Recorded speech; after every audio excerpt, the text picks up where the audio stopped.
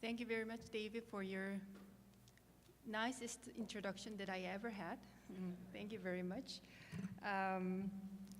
My name is Jongwhi Park, as David Gibson just introduced. I'm a program specialist for ICT Education Program at UNESCO Bangkok office, which is supporting 46 countries in Asia Pacific. And I'd like to thank all of you here for coming to this session in this early morning, early time of the morning, despite the heavy and very entertaining night yesterday with the drinkings and everything. And I also thank David Skylios. I never got your name right.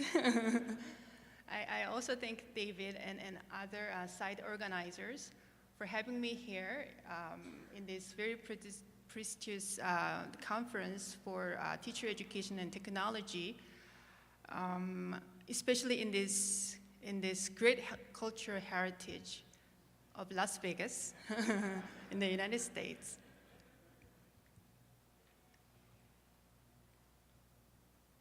Okay, how many of you, speaking of cultural heritage, how many of you know UNESCO as Agency for Cultural Heritage? Yes, all of you. This is what I always get when I introduce UNESCO to people. Actually, in UNESCO, education sector is the biggest among those three sectors: education, science, and culture. And education has more things to do, more budget, more people to work for UNESCO. So I would like to introduce you a bit about what UNESCO is, because of this kind of common understanding of UNESCO as being a cultural heritage agency. So UNESCO is a specialized agency for science and education and culture. And our mission is to eradicate poverty and building peace in human minds. And also, through all those things, we would like to promote sustainable development for the world. This is very overwhelmingly complicated system of organization chart of UN system, but I don't expect you to read this because I don't understand as well. I just want to make sure two things here: UNICEF and UNESCO. Do you know any difference between UNICEF and UNESCO? So starting with UNICEF, because everybody knows what UNICEF is. UNICEF is a funding agency, and they work for children. We also work for children, UNESCO, but we work with mostly government officers and policymakers to develop a policy right, whereas UNICEF really gather the fund from donors and other sectors to build a school, to deliver the food, to deliver water tanks, and all those kind of things. So UNICEF is more at the ground level work funding agency, whereas UNESCO is more like intellectual agency working with government officers and for the policy development. So UNESCO established in 1945, right after the World War II, to build a peace in humans' mind. And we have about 193 member states and 2,700 staff working in different offices. UNESCO Bangkok office is a regional office in Asia Pacific with 3 other regional offices, one in Nairobi, another one in Beirut, and the last one in San Diego in South America. So now we are sure that we have the same understanding of what UNESCO is. So now I would like to introduce the outline of the talk that I'm going to do today. First of all, I'd like to introduce a bit about UNESCO's mission for education and what kind of challenges that we are facing to achieve the education for the future we want. and then what the ICT in Education Program in UNESCO Bangkok does for address those challenges. And at the end of the talk, which is very exciting part, is I would like to introduce some of the areas that we can collaborate together to make a difference in the world. So in the year 2000, the United Nations declared 8 Millennium Development Goals. We call it MDGs. As you see there are 8 goals. There is an explicitly related goal for education, which is achieve universal primary education. That means we want to put every child in the world in a school. But if you look at the other 7 goals, you can also see those goals are not achievable without good educational foundation. So all those goals actually have to have good educational foundation. And then UNESCO, as a leading agency for education, we set up 6 goals, including this universal education for all. In goals 2, we have the other 5 goals, such as expand early childhood education and child care education, provide life skills and lifelong learning, improve literacy rates, achieve gender equality in education, and provide quality education. So we really worked hard for the last 15 years to achieve those 6 goals. And where we are now, as you see here in the red boxes, we have achieved a great progress. If you look at the goal 2,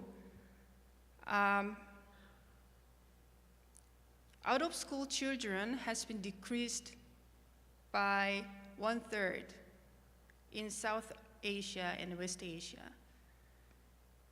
And if you look at the literacy rate, it has been really increased. If you look at the gender parity index, we achieved the gender parity. And if you look at the pupil and teacher ratio, you can see the significant decrease in terms of this ratio. But if you look at the world data, you still see here, there are only less than 90% of the kids at the school age are at school. That means 10% of the school age children are still out of school. That's about 58 million children in the world out of school today. We have reached a 90% of primary education rate. Still, we have 10% who is out of school. And who are they? We need to know who they are to reach the last 10%. So the data that we gathered tells that the most of them, like half of the 57 million kids out of school, are from sub-Saharan African region because of the population growth there. But there are about 168 million kids who are working already, and they are too poor or too busy to go to school. Some kids are moms. There are 39,000 kids, girls in the world every day are getting married sometimes against their wills. There are 150 million children with a disability, and their disability sometimes in developing countries really prevent them from going to school. There are about 250 million kids are affected by conflict, and they're soldiers, so they cannot go to school.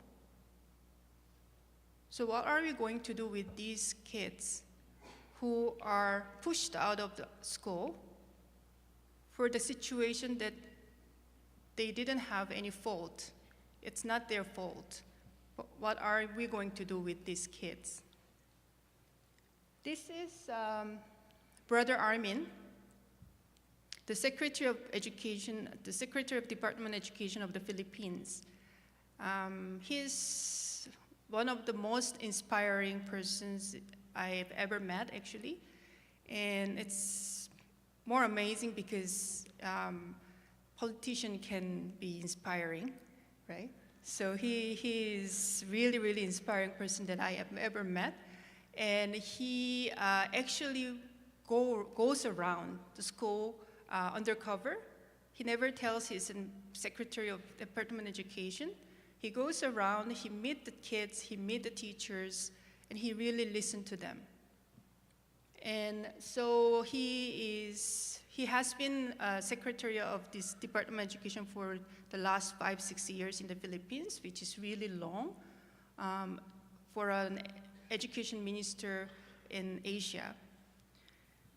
He said in one of our conferences, which I think David was there, David Gibson was there, given the abundant resources that we have compared to 15 years back, if we still can't achieve the universal primary education goal by 2015, it's not because we can't, but because we don't care. The world don't care. So basically, this is not the future that we want. And UNESCO really tried to work hard to set the new goals, set the new target to achieve this education for the future we want. And what are the new challenges and how we can solve those challenges? As I said, this year is the last year of the 15 years of Education for All movement. And after this year, we have to set another goal, which will be in May in Korea this year. And more or less, we set the goal as lifelong learning for all. And for this lifelong learning for all, we have two big goals to achieve. First one is the final push for the 10% to put them into the school system. And then the second thing is we have to refocus our passion, our energy to improve the quality of education. I would like to explain why we are focusing on these things. So for the final push, we want to put every children in school. Statistically, by the end of the 2015, we cannot. It's most likely that we cannot. So what we are trying to do is for the first part of next decade, we would like to focus on this every child putting in the school. But can we attain this goal that we couldn't for the last 15 years, that we can now without technology? Technology is really a big role here to play to put these kids in the school.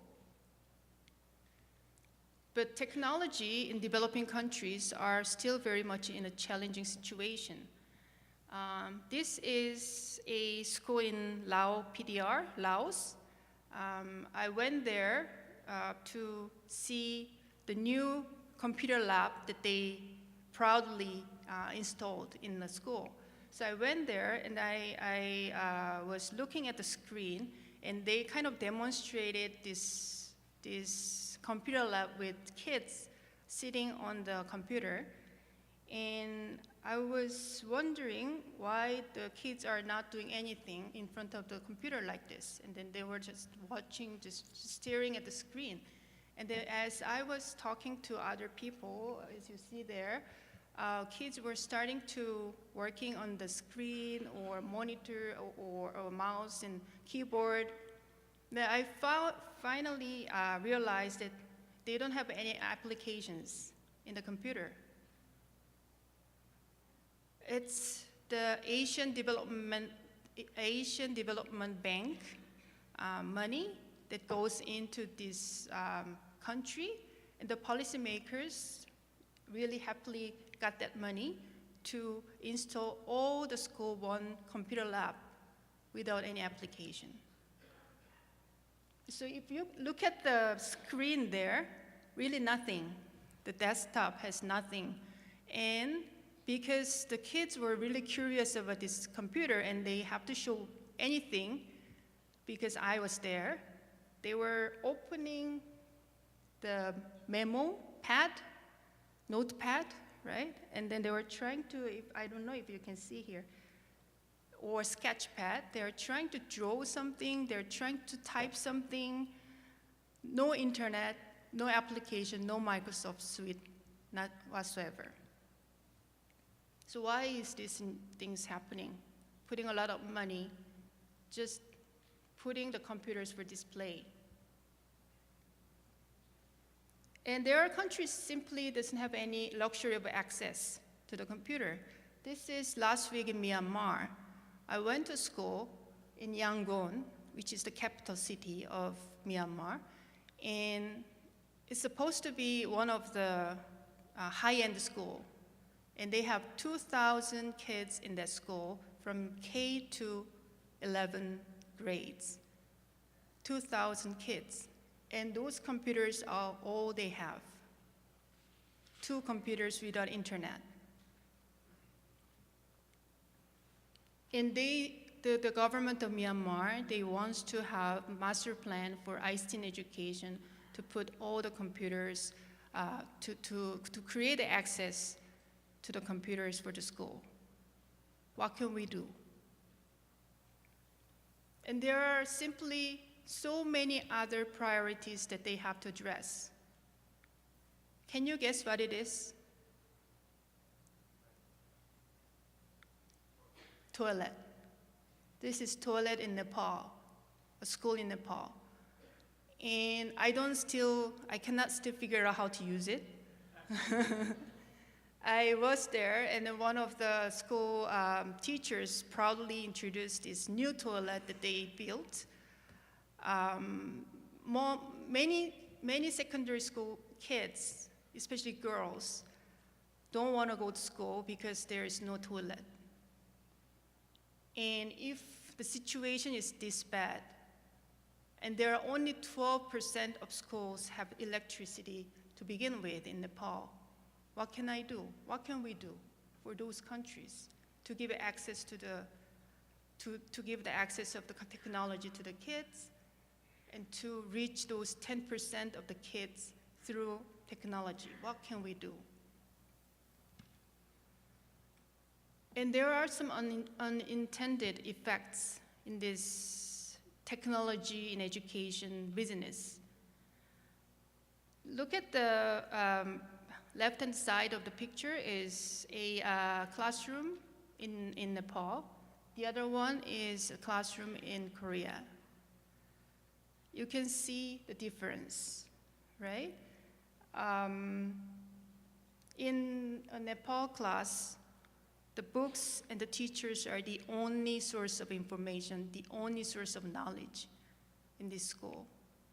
Whereas in a classroom like this in Korea, the kids have unlimited range of information they can reach through internet, through experts on the other end of the online chatting, and so many other things.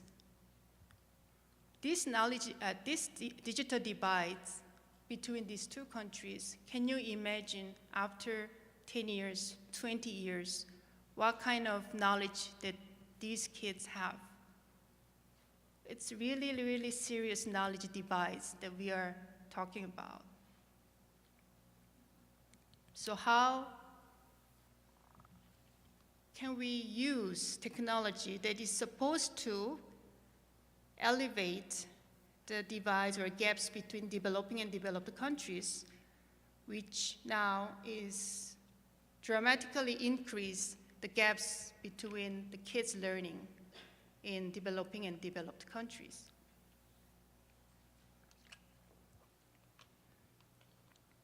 And I would like to focus now more on the fundamental issue. So in the post-2015 agenda, we would like to focus on quality, if you remember, quality, because we focused on only numbers, access to the school. and putting out-of-school kids into school. Now, if we want to put these 58 million out-of-school kids into a school, if you simply calculate 1 to 40 teacher-student ratio, we need about 1.5 million teachers by 2015. If we look at 2030, another 15 years, and if we really, really want to have teachers with proper training, like what we do here at the site community, we need 27 million teachers, trained teachers, to achieve quality of education, quality of learning. Because of this less focus on this quality for the last 15 years, and more focus on the numbers and putting child in the school simply, we are facing really a big challenge. Although we put every kid in a school, there are about 250 million kids who cannot read and write after 4 years of schooling, still now. That's the quality of education.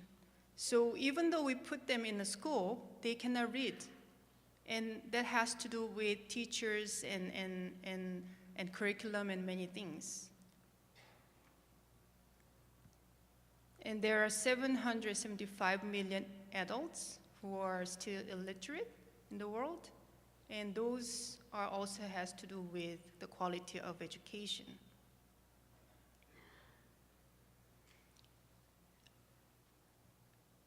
So that's the challenging part for quality and numbers that we want to put into the school.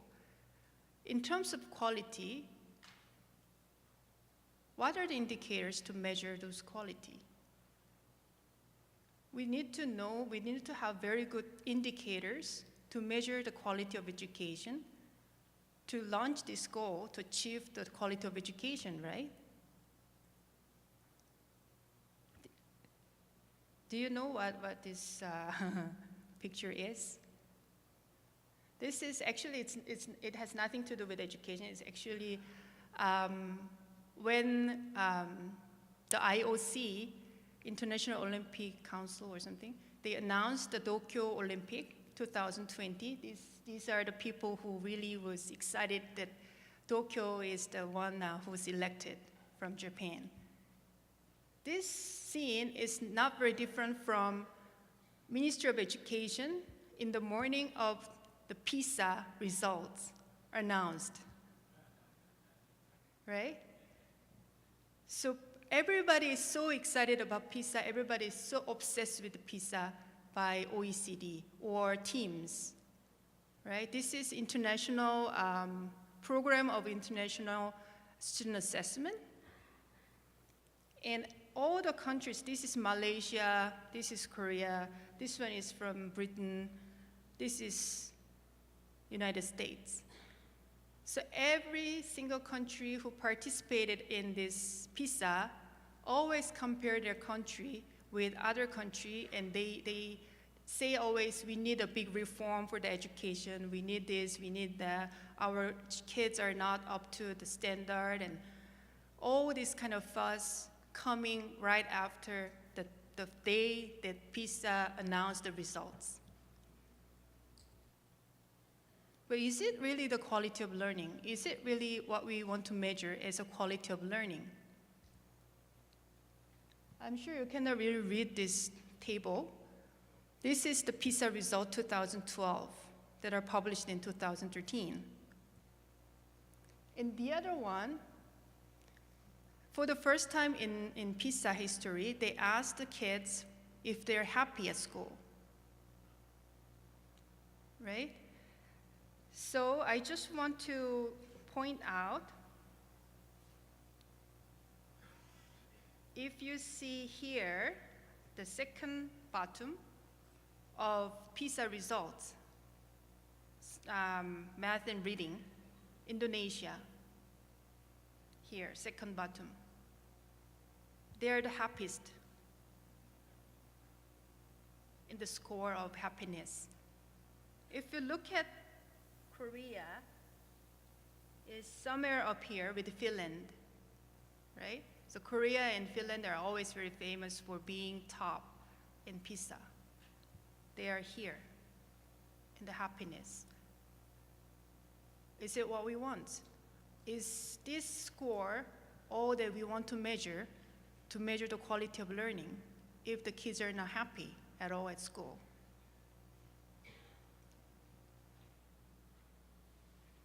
This is another result from TEAMS. TEAMS is another, I'm sure you're familiar with TEAMS. TEAMS is another international assessment for math. And if you look at the blue line, that's the results, that's the score. If you look at the red line, that's the confidence score, if they are confident in math. So it's very interesting, like if you see Singapore and Korea, they are very good at score, but they're not really sure that they are good at math. If you look at your kids in the United States, they are not really doing well in the score, but they think they are doing well.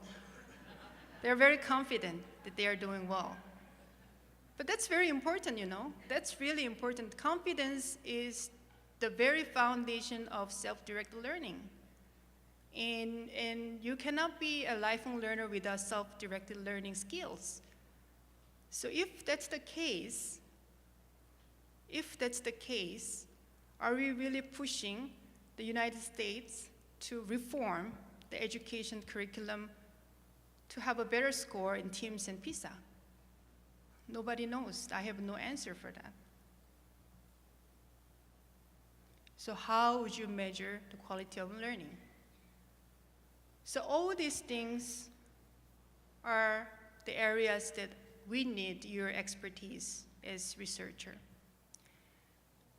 Another thing is I was very glad one of the award-winning papers this morning was measuring the 21st century skills.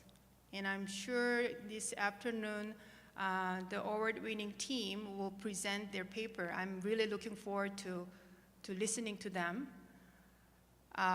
One of the movements that we are doing in UNESCO is learning to live together.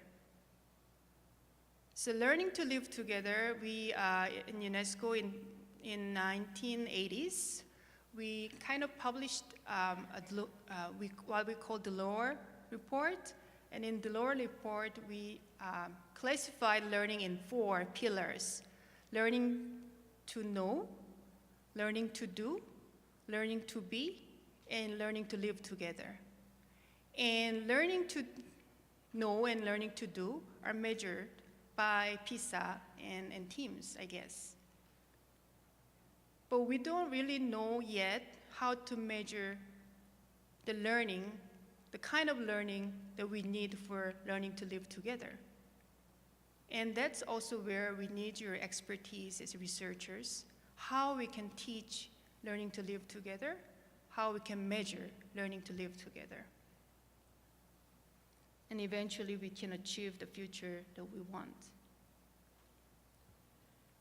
So with all this, I would like to briefly talk to you about what UNESCO ICT Education Program does,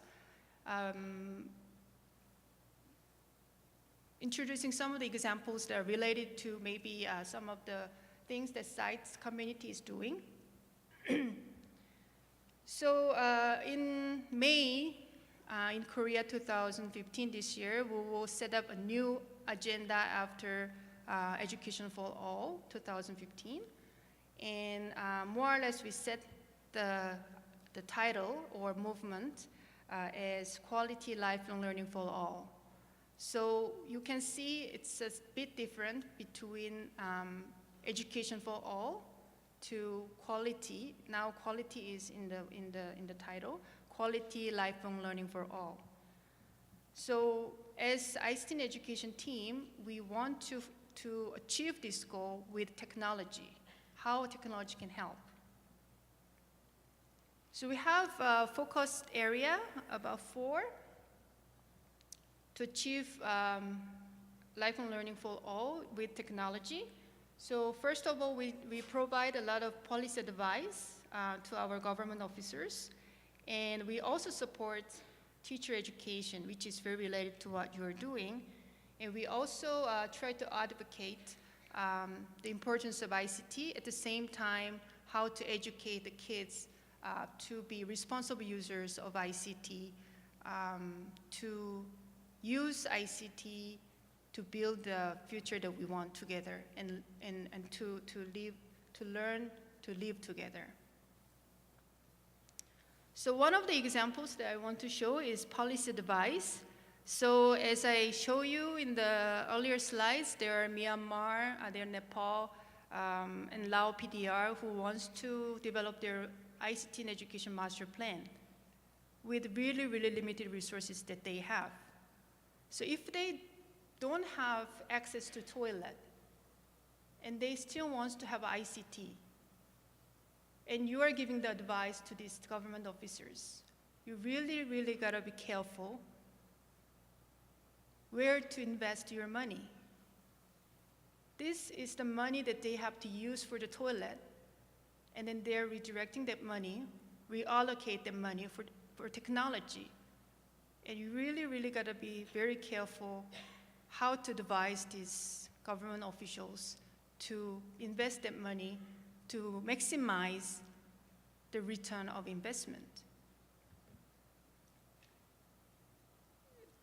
Those are the least developed countries. And the middle-income countries, they also ask us to review their policy, their existing policy. So review their policy and then give the advice to go further. And we also conduct a lot of researches to provide solid and evidence-based advice to our policymakers. And I think Michael Searson is here. His team is working with us to do the research on policy review on responsible use of ICT. The second example, which is very related to what SITE is doing, is teacher development. And we really believe that ICT doesn't do anything, teachers do. So we really say ICT must be integrated in classroom, and nothing can substitute for a good teacher. So for this, we advise our policymakers how to reform the teacher education policy in their country. At the same time, we work with teacher educators. We have a network of teacher educators from 12 countries. All of them are from developing countries, and we work with them, we train them to train their teachers.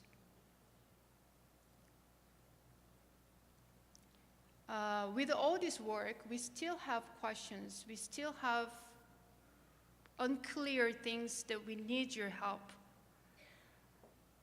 First of all, how can we measure the impact of technology and innovations on quality of learning? If a government wants to invest the money that they want to build a classroom or electricity, but they want to put it in the ICT, how can you advise to measure those impact of ICT for student learning?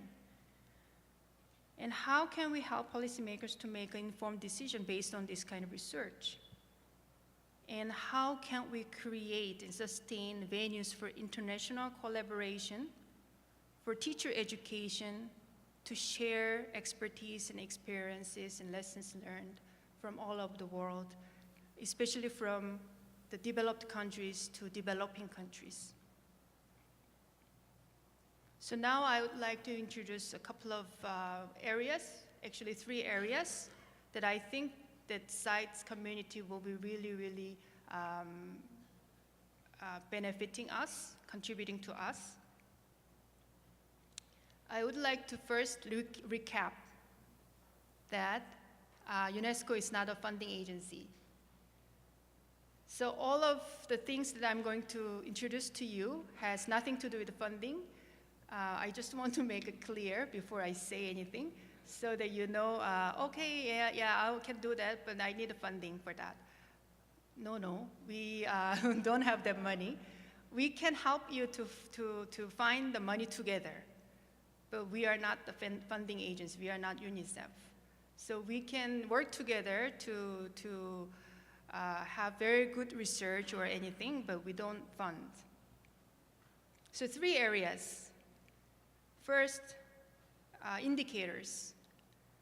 Developing sense of indicators to measure the impact of technology in education and learning.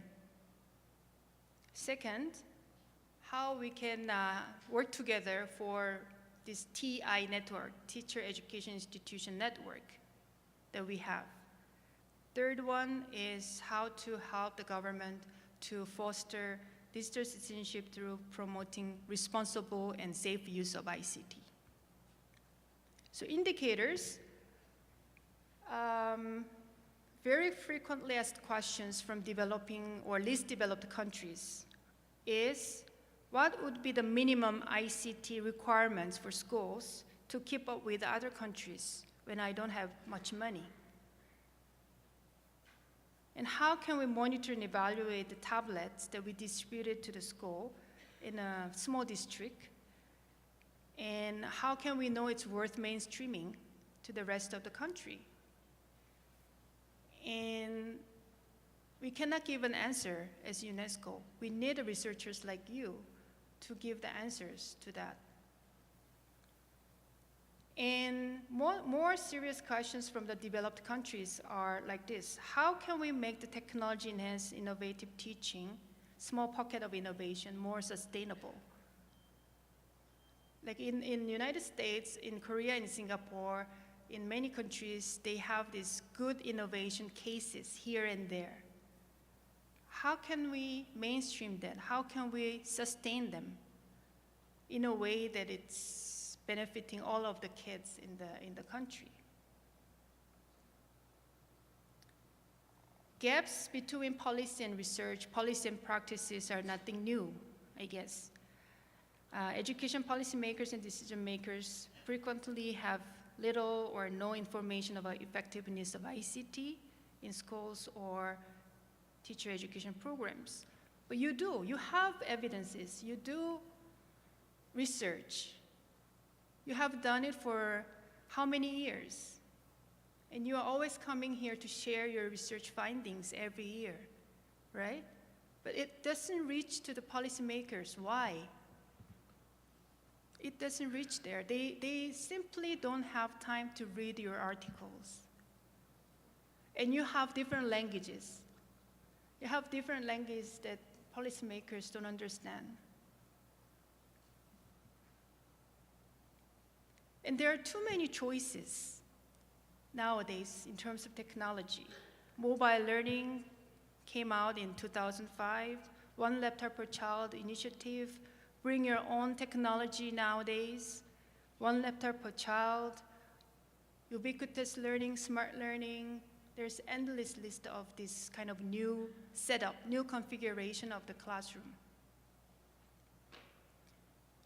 There are too much research on things like this, but too little research done on the problems. What problems that we are trying to address with those different kind of technology? So if, let's say, a country like Nepal wants to increase the literacy rate of kids under 12, what kind of device, what kind of configuration with their limited amount of resources, what kind of configuration you want to recommend to them? Do you have solid evidence for that? So my proposal, our proposal as UNESCO is we want to have you on board to develop conceptual framework and initial set of indicators to measure impact of ICT integrated learning environment on teaching and learning. We don't want to have small case study. We need to have large-scale school-based survey. And that's very expensive, very time-consuming, very labor-intensive. And to begin with, we don't have expertise to develop solid survey. So we really need your help. And luckily, I have this EduSummit people who's reaching their helping hands. And David Gibson and Wing Lei, sitting here, will take an initiative to do this kind of research to help us.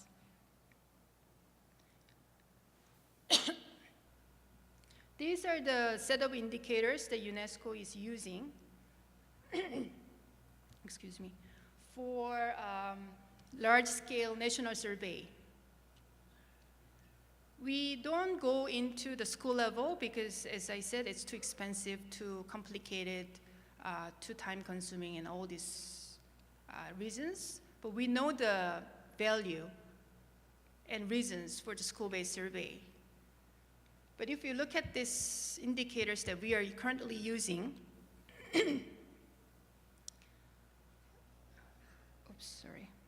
look at number 4, learner to computer ratio. Does it tell anything?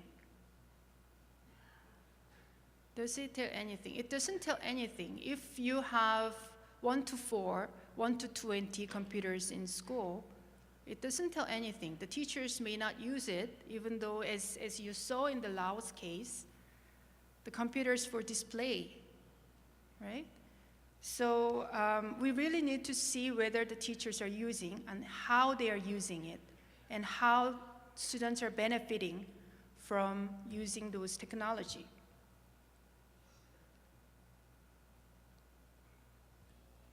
Eventually, we would like to develop this kind of simulation, education, policy and planning simulation. This is simulation developed from Excel spreadsheet.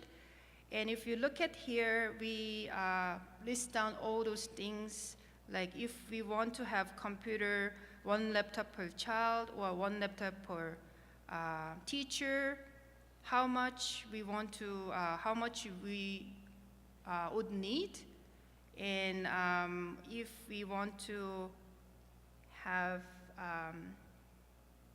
7 years, by the end of 7 years we want to reach this goal, then how much money we would need. This kind of advice is really important because for the policymakers in the end, it's the money. It's the money that they have to secure, and it's the return on investment that they have to see.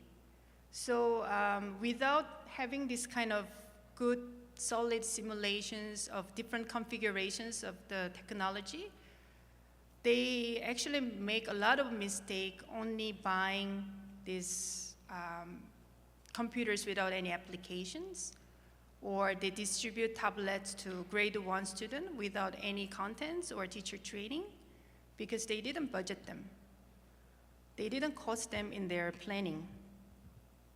So eventually, with those indicators that you help us to develop, we want to develop these simulations for policymakers. The second area that I want to introduce for you to join us is UNESCO RDTC, Resource Distribution and Training Centers. As I said before, we have about 24 teacher education institutions across 12 countries in Asia. And I hope that you can find David Slykus here. Okay, he's right here. I was very grateful that David reached out and came to our annual regional seminar in Chiang Mai last year in November, and gave us really, really great talk and keynotes and also training for our teacher educators in Asia Pacific. So we were really grateful. How you can help these people is to support their training and research. Sorry. These are the results from the previous conference that we did. We asked about over 400 participants in the conference. The conference was about teachers. and it was organized by UNESCO Bangkok. And we asked the participants to participate in the online survey, asking what are the top 3 actions needed to assist teachers to be the teachers for the future we want. And surprisingly, it wasn't salary. It wasn't more money that they say they need. It was actually continuous professional development and quality initial teacher training. So those are 2 top actions that they need. They identified as they needed from 400 people who participated in our conference. So this shows how important your job is to educate the teacher educators and train the teachers. So how actually concretely you can help this initiative? You can reach out our 24 TIs, and you can engage them into your research project, especially for teacher education and technology, which David is doing with us now. And you can share your training and teaching materials and conduct joint training with them. And you can also come and see our annual regional meeting that David did. This year will be in China. We actually take turns of these 12 countries, and last year was Thailand, the year before was Malaysia, this year will be China. So they come together every year to share their experiences and to share their trainings and research that they did for teacher education. So it's really just exactly like SITE, but the Asia Pacific version and developing country version. And then we can even co-organize this kind of meeting eventually in the end. The third area is responsible use of ICT. Is Michael here? Yes. So Michael is our lead researcher for this initiative. We really think that how to use ICT responsibly is one of the key competencies for 21st century and one of the key competencies for living together. And so we think that Asia is developing, some of the developing countries in Asia have low penetration of internet, so they don't have any risks or they don't have any issues with kids in the internet. But that's really a misassumption. There are many issues every day in terms of misuse of internet and the risks that they are facing in the internet environment. In Indonesia, 70% of the children say they were contacted by a stranger in Facebook. In Brunei, most of the victims of rape, they were contacted by Facebook. And 40% of Vietnamese, they said they were cyberbullied. In Singapore, which is one of the highest penetration of internet country, have also one of the highest rate of online bullying. So with all this, if we don't educate them to be resilient and to be empowered as a responsible and safe user of ICT, we are giving them a gun with a bullet. It's the same thing. So we want to know what's really happening in the developing countries. In the European countries, there is a EU Kids Online, very well done research funded by EU, and they did survey of all the European countries, the online behaviors of kids, and also what are the risks that they are facing and how they perceive those media. We don't have that kind of research in Asia. I'm sure in the United States you have those kind of initiative, but in Asia, we just assume that there's not much risk, but it's not true, and we just working by assumption. So now what we are trying to do at UNESCO is we would like to have a very solid research on that, the issues in online with the kids. So our proposal here would be we want to have systematic policy review to begin with, to see where they are at, what are the policy responses to these issues. And then that's what Michael's team is doing with us. And then after the policy review, after we understood how the policy responses are currently, we will go for longitudinal study of online behavior of Asian kids. And that's where we really need your help for. So how to start engaging with all this work that UNESCO is doing? If you're interested, you can always visit our website, as I put there. And we have a lot of calls for proposals, actually, for research work, for many work that we need, expertise that we cannot really have, we don't really have in our organization. So, for example, for Michael's work for responsible use of ICT, he actually sent his application to us, and he got the work, and he's doing with us. So we have also ICT for Tibet, technical and vocational training going on. That's also call for proposal. And then if you look at our website, if you can regularly visit our website, we can see a lot of call for proposals for collaboration. In Edu Summit here, as David Gibson was saying before my talk, we can co-organize an academic conference like this together with policymakers. So this year's Edu Summit is very special because we are doing Edu Summit with the Ministerial Forum. So what they researched in the Edu Summit will be feeding into the policy dialogue in the Ministerial Forum. So what we are trying to do is we are trying to bridge this policy and research. Policymakers who don't understand the language that you are saying, and researchers who did a lot of good work but doesn't necessarily have an impact on the policy.